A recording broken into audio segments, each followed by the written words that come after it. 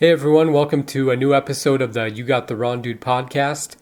I'm your host, Ron Jammin. Thank you very much for tuning in.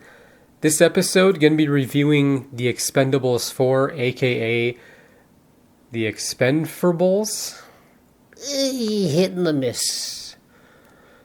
I wasn't blown away by this. Very disappointing. Not a terrible movie, but kind of a parody of the whole thing. I'll explain why. I wrote this review back in July 2024. Today is February 3rd, 2025, to whom it concerns. This movie had a bad rep. I believe I watched it on Stars because they've been having these crazy deals. You know, you get like 3 months for $6 or whatever. I was like, you know what? It doesn't look terrible from the trailer and that, and didn't look great, but so this does contain spoilers, and some of the names I'm going to try and pronounce them as best I can, but this movie, it's very odd. It's one of those like, why did you decide to release this? And just tanked, and it's almost an insult to fans. Like 3 I really enjoyed. I love the action specifically. And 2's my favorite. And 1 isn't very memorable, but still a great, hard-hitting action movie. But I loved Van Damme as villain. Come on, villain. Are you man enough to fight me? That's from Street Fighter. What am I doing? You talking to me? Yes, there will be more impressions. So, here we go. Not in order. And, fell asleep 3 times during the first 38 minutes. Now, was I tired already? Or did the movie put me to sleep? That I don't remember. These movies are bringing together big 80s, 90s action stars, early 2000s, because Statham didn't really pop until, kind of the Transporter, because he was in the one with Jet Li, and that one, I don't think he had many fight scenes, though. And then they, of course, worked together in the movie War, which is pretty underrated, and then on to the Expendables. But nothing against Megan Fox, because she's done the Transformers movies, Ninja Turtles, 2 of those. But no real fights as I remember. Not really like an action star. Great actress. But why not Cynthia Rothrock, Gina Carano? Who can actually throw down? I know around this time, they were making it, Gina had all that mess with Disney, The Mandalorian, all the political stuff or whatever. But just 2 examples, The Furious 7 connection, Levi Tran, Tony Jaa, and Jason Statham. I always love putting those together, just like all the people in these movies who have worked together before. I mean, geez, Stallone and Schwarzenegger did those Escape Plan movies. I don't know if they're both in all of them, but another trilogy. Levi Tran and 50 Cent great as Lash and Easy Day, but again, not action stars. I like the pairing of Lash and Toll Road. 50 Cent delivers, though. Just the right amount of brute force with sprinkled humor. I saw him, I was like, this works. It shouldn't, but I got Tony Jaa and Aiko's character mixed up. I can't pronounce his last name. I'm not going to try. I thought it was Aiko's character at the harbor luring in Lee to betray him. So that threw me off. Lee and Decha fighting side by side on the boat is maybe the best part of the movie. Last hour on the boat has some good stuff. Lots of action despite bad camera work. The opening is really off. Typically, the Expendables are on the mission. And while I like seeing the enemy being set up for a change, our team of heroes are given a lackluster intro. What happened to the Expendables team theme? I believe later on I write about Brian Tyler not doing the score, so maybe he had some ownership over it or something, or just saw it and was like, this is a piece of crap. I'm not putting my music to this. Shots with our heroes, the slow-mo wide shots were underwhelming. I like Andy Garcia in almost everything.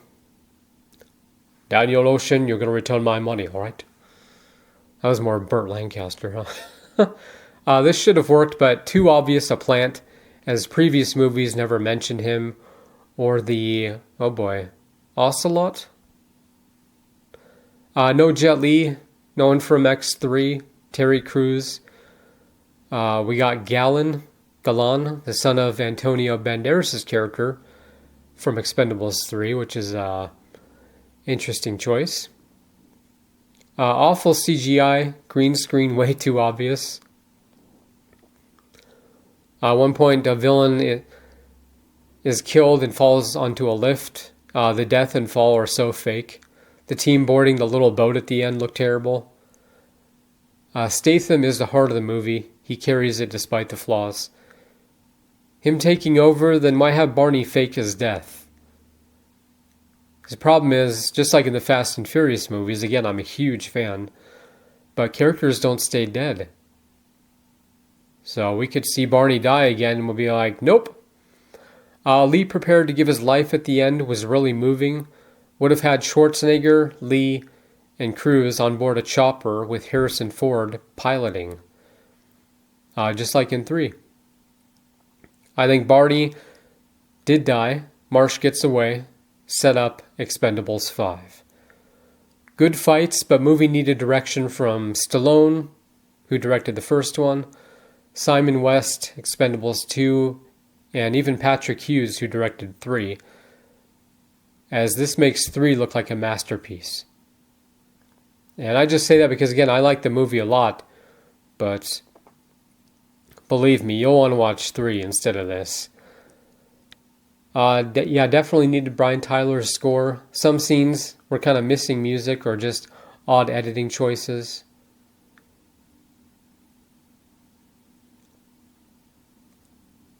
Megan Fox as Gina. I would have introduced her character as a new leader of the Expendables. Have her flirt with Lee, but then it's revealed that she's Marsh's daughter, but not clear if she knew anything about the Ocelot identity.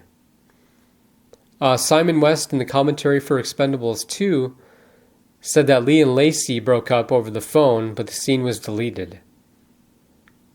So that was his previous girlfriend. Because I wondered if Fox was replacing her or taking over the same role when the trailer came out. Oh boy. They'll die when they're dead. That's a great tagline. It seems like it should work. It's like, they're alive because they haven't been killed.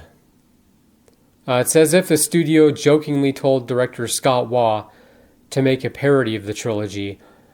For example, the bad green screen, terrible camera work, etc. The lighting, the shots throughout the movie just didn't work. No quotable lines. Fans of Statham should enjoy it though. Like I said, he carries the movie. Gina should have recruited Dr. Death, Wesley Snipes, Luna, Ronda Rousey, and Antonio is that Galgo? And Lash and Glenn Powell as Thorne. That one took me a second. Glenn Powell, all I think about now is that Twisters and Top Gun Maverick, so good for him though. Very short installment, had enough characters and story to fill out at least 2 movies. Because a good cliffhanger, people be like, okay, one more, for these stars. Wouldn't they have seen Barney parachuting from the plane? When he was faking his death. Made the same mistake as Expendables 3 in introducing younger Expendables. This one, it's not like they replaced him though, but let me know what you think. What happened with the post-production? Not big enough budget to complete the visual effects? I'd say skip the first 40 minutes. Movie starts when they board the ship. Music score, I looked up, is only 26 minutes. Movie just over an hour and 30 minutes. So released with unfinished effects. Underwhelming cast additions on purpose, Is this to get a reboot in the works? Probably. It's sad to say, but not deserving of a fifth installment. I hope Stallone and Statham get to hand over the reins in a reboot. Kind of like them in the intro and they hand it over, but it's just a shame. Because what's the plan with this? They're just like, look, just shoot it for this much. It took years, so it's not like it was rushed, but just not a good movie. Ranking best to worst. I think I already touched on this, but 2 is my favorite, followed by 3, the first one, and then 4. 9 years in development, and we get a cheap knockoff. Made back half its budget worldwide, not including marketing costs. Too much humor dropped in... Oh. Too much humor dropped in clouds the focus. Nothing seems at stake, no worry or threat. The third act is rushed. The whole movie is rushed, really. Like I said, 40 minutes, we get onto that boat, and for me, I'm like, you know what? I don't even care. Just show me some good action. Opening mixture of tense build-up, then a silly bar fight. I mean, like I said, Statham's great in that, but... I don't know. I think this movie has a lot of humor in it. Don't you? You're like we comedians, you know, expendable. The Godfather 3 of the franchise? Ooh. Which means it's forgettable and doesn't belong next to the previous installments. I hate to say that, but watch it for yourself if you haven't already. Were there no test audiences? Who would want to release this? FX so bad it's like a work print version. Now, Scott Waugh, I want to say he directed Need for Speed, that movie that came out about 11 years ago. I really enjoyed it. So I know he can do good work. For Barney to hand off leadership role to Lee Christmas, we need like a Rocky Balboa send-off, into Creed. Because, people didn't really like Rocky 5. And then, 16 years later, Stallone directs Rocky Balboa. Highly praised, great movie, great send-off. And not even, it was like 9 years later when we got Creed, and that was an idea that the director had, I believe, and pitched it to Stallone. Because that way, we're like, well, we got all the Rocky movies, and now we can focus on, Apollo's son. Stallone deserves a victorious exit from the Expendables franchise. So I could see him, maybe even, I blanked on his name. Jason Statham. I don't know if he'd have any interest in directing. Because he's done a lot of action movies, and it'd be nice to see something in his vision. Barney faked his death, so have him walk into the sunset in 5. And should have set up Ocelot in the first movie. I feel like I'm pronouncing that wrong, but I'm not going to go back and watch it. You can't make me, okay? Barney and Marsh not sharing any screen time or conversations, no flashbacks. Again, it just lessens the threat and overall relationship. No struggle. That's always a big minus and missed opportunity when it's about this character from the past, and then your main guy or guys don't share any screen time with him, really. But that's the thing. I've talked about this before. With different directors, different visions, you bring in different villains, and yet we're connected to the past. Like Conrad Stonebanks works because we learn about their history a bit. Still would have been nice to see flashbacks to see exactly where they parted ways, but... So that's all my notes. Let me know what you think. Download this episode for free. Like it up, share it. I appreciate it. And Expendables 5, good luck. I think one of the previous directors could do a good job. Maybe even collab on it.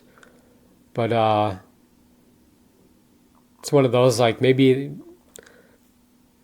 they can kind of erase this, from the canon. Or just kind of skip over it, not talk about it. But thanks for listening. And yeah, it's just too bad. I'm not going to watch it again, I don't think. There's just nothing captivating, nothing that stands out. Just a waste of the studio's money and talent. But hey, it ain't over till it's over, you know, how you doing? Anyways, thanks for listening. You know what I mean?